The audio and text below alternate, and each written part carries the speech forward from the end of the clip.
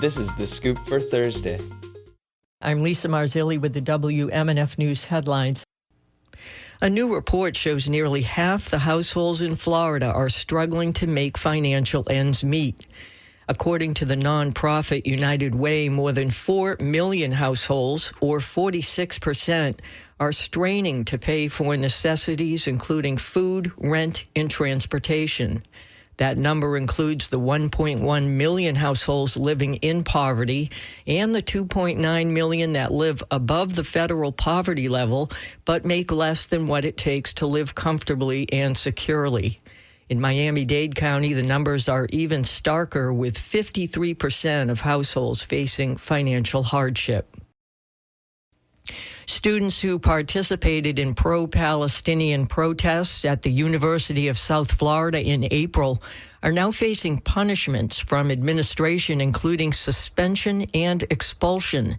WMNF's Chris Young reports people gathered outside the school yesterday to object. Shame on you. Pray Allah, shame on you. Student voices matter too. Student voices matter too. USF, shame on you. USF. A few dozen protesters waved signs and chanted things like Free Palestine off Fowler Avenue outside the Tampa campus. They want to see USF show support for Palestine and drop all charges against students who participated in April's demonstrations, which led to multiple student conduct violations and 13 arrests. At one of the protests, multiple law enforcement agencies used tear gas to break up the group.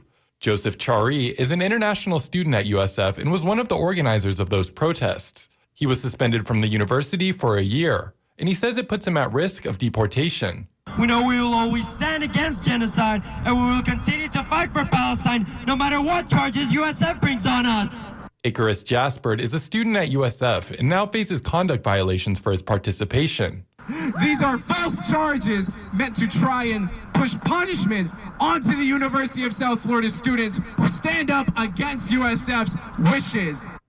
USF President Ray Allah made a statement following April's demonstrations, saying the protest was unlawful and not peaceful. Chris Young, WMNF News, Tampa.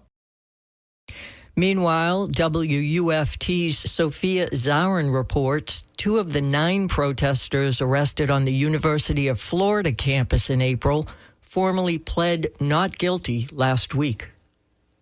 Agostino Matias Pulliam, a second-year student, was charged with failing to obey the police or fire department and resisting officers without violence. Tess Jaden Siegel, another second-year student, was charged with failing to obey the police or fire department and wearing a mask or hood on public property.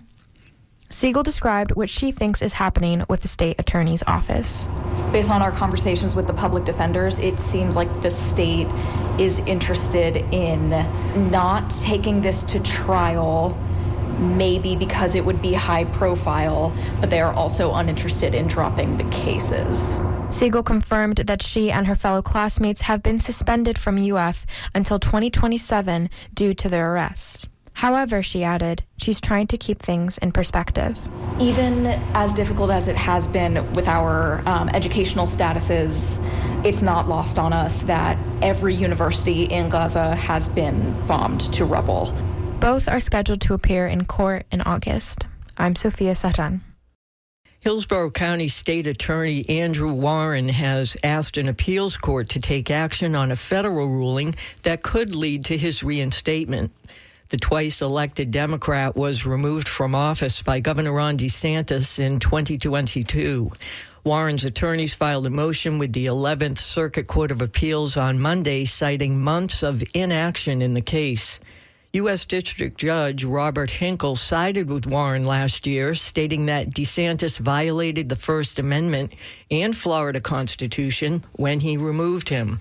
However, the judge said he lacked the authority to reinstate Warren. An appeals court later determined that Hinkle actually does have the lawful ability to put Warren back in office. Governor Ron DeSantis has reversed course and is now planning to address former President Donald Trump's nominating convention next week. His speaking role at the Republican National Convention in Milwaukee was confirmed yesterday by a person familiar with the schedule, which has not yet been released. I'm Lisa Marzilli with the WMNF News headlines. This is The Scoop. Recorded at WMNF Tampa.